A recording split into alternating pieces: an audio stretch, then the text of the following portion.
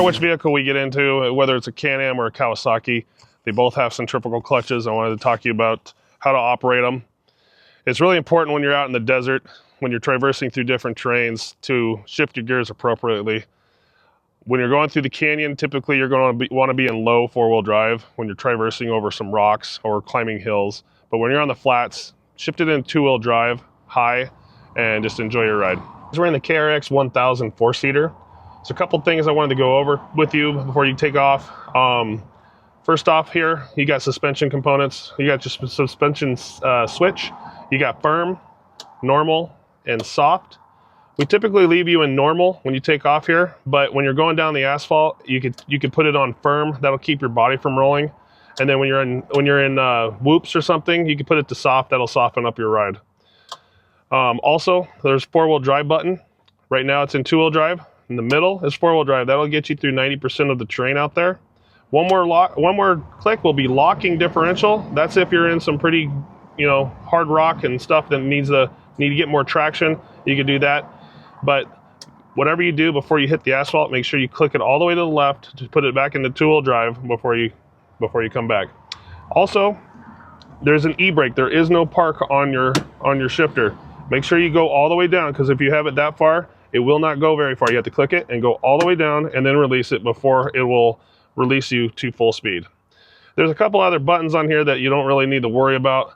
This low, don't worry about it. That will put you to really slow. And some of these are dash components, and then that's your winch. But for the most part, that's all you need to know. Guys, we're in the Can-Am Defender Max 6-seater. There's a couple things to know about it. The four-wheel drive is very standard. You're just going to click the button for four-wheel drive. However, there is a diff lock button. It's typically going to be in diff separate when you're driving down the pavement and stuff, but when you're off-roading and you're climbing hills, you're going to want to hit your diff lock also with the four-wheel drive to climb. Just want to let you know, if you do get a flat tire out there, we provide you with plug kits and CO2 cartridges for any small punctures. Anything beyond that, you might need to give us a call or limp it out on the tire itself.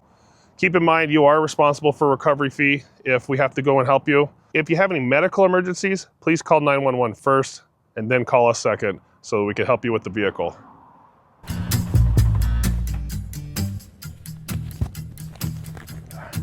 If you're under the age of 18, don't even think about operating or riding in an OHV without a Department of Transportation approved helmet. Seatbelts are required for all front seat passengers and for anyone under the age of 16.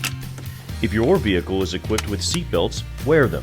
Traumatic brain injuries occur in over 1/3 of all OHV accidents.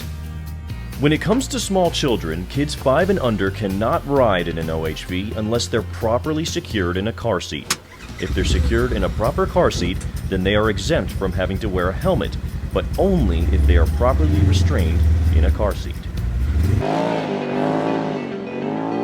Watch your speed. Driving too fast is the #1 cause of accidents. Whether speed limit signs are present or not, you must always drive at a speed that's reasonable and prudent for the current road conditions. That's a speed that allows you to safely operate and maintain full control of your vehicle at all times. If you skid, slide, or lose control when avoiding a hazard, your speed is not reasonable and prudent. Spinning donuts is reckless driving, so be prepared for criminal charges, expensive fines, and a lot of points on your driver license. Not only does this cause long-term damage to the landscape, it's extremely dangerous and results in many accidents and injuries each year. Simply put, you're breaking the law whenever you drive with reckless disregard for people and property. Never speed past horseback riders. You can scare the horses and cause serious injuries to both the animals and the riders. Approach equestrians slowly, then stop and let them pass. They'll appreciate it, and you'll be generating some much-needed goodwill for OHV enthusiasts. Always be mindful of the dust you're producing. Slow down around pedestrians, campsites, and when passing through residential areas. Nobody wants a face full of dust. Being away from the city is not an excuse to behave badly. In fact, driving under the influence of drugs and alcohol is just as illegal here as it is on the highway. You're breaking the law if you're impaired to the slightest degree.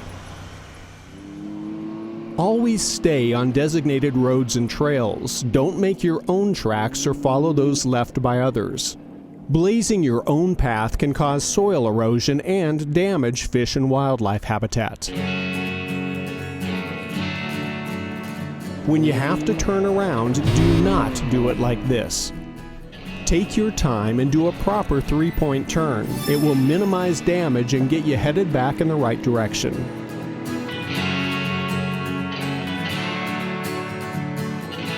This part of the desert in southern Arizona has been destroyed by people taking their OHVs off the main roads, spinning donuts, and making their own trails. Because of that, the area is now closed to motor vehicles, and your favorite trails could be next. And finally, respect private property. When you open a gate, be sure to close it. The general rule is to leave gates as you find them.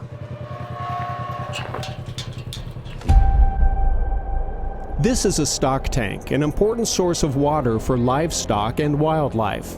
It is not okay to drive on these. This one even has signs warning people to stay off. Unfortunately, some people choose to break the law.